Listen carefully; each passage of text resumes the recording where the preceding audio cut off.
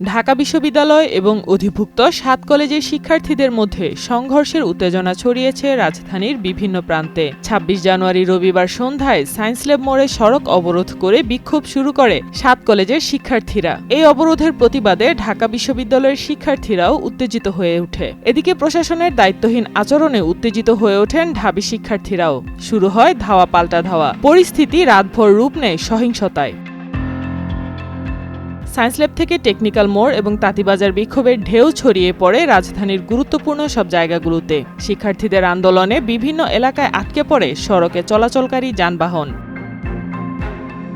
এমন উত্তপ্ত পরিস্থিতিতে মন্তব্য করেন দেশের আলোচিত ইসলামী বক্তা ডক্টর মিজানুর রহমান আজহারী। নিজের ভেরিফাইড ফেসবুক পেজে তিনি লিখেন, শকুনদের টার্গেট শিক্ষার্থীদের ঐক্য নষ্ট করা। শিক্ষার্থীদের প্রতি তিনি আহ্বান জানিয়ে লিখেন, একে অপরের পাশে থেকে ঐক্যবদ্ধ থাকুন।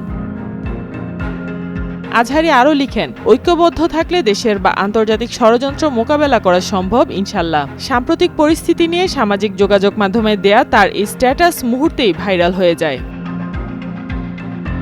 সন্ধ্যা 6:30টায় শুরু হওয়া এই আন্দোলনের পিছনে ছিল ঢাবির প্রভিসি অধ্যাপক মামুন আহমেদের বিরুদ্ধে অসৌজন্যমূলক আচরণের অভিযোগ। ৭ কলেজের শিক্ষার্থীরা প্রভিসির পদত্যাগ সহ ৬ দফা দাবি তুলে ধরেন। দাবি পূরণের ৪ ঘণ্টার আলটিমেটাম দেন তারা। এ সময় উভয় পক্ষ মুখোমুখি অবস্থানে চলে গেলে সংঘর্ষ শুরু হয়।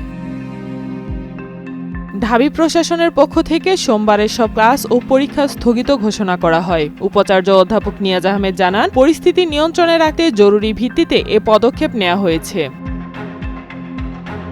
এদিকে ঢাবি প্রশাসন সিদ্ধান্ত নিয়েছে 2024-25 সেশনের ৭ কলেজকে আর অধিভুক্ত রাখা হবে না। নতুন ভর্তি কার্যক্রম স্থগিত করার এই ঘোষণায় আরও উত্তেজনা বাড়তে পারে বলে মনে করছেন বিশেষজ্ঞরা। তবে শিক্ষার্থীদের প্রতি ঢাবি প্রশাসনের পক্ষ থেকে বারবার শান্ত থাকার আহ্বান জানানো হচ্ছে। অন্যদিকে ৭ কলেজের শিক্ষার্থীরা বলছেন, এই সংঘাতের মূল কারণ প্রশাসনিক অবহেলা। তারা সমাধান না পাওয়া পর্যন্ত আন্দোলন চালিয়ে যাওয়ার ঘোষণা দেন।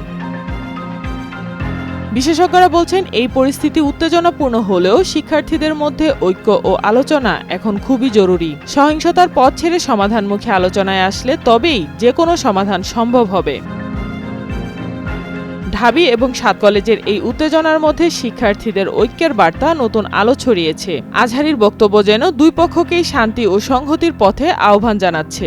তবে এই সংঘর্ষ শুধু শিক্ষার্থীদের নয়, পুরো দেশের শিক্ষা ব্যবস্থার প্রতি একটি প্রশ্ন চিহ্ন।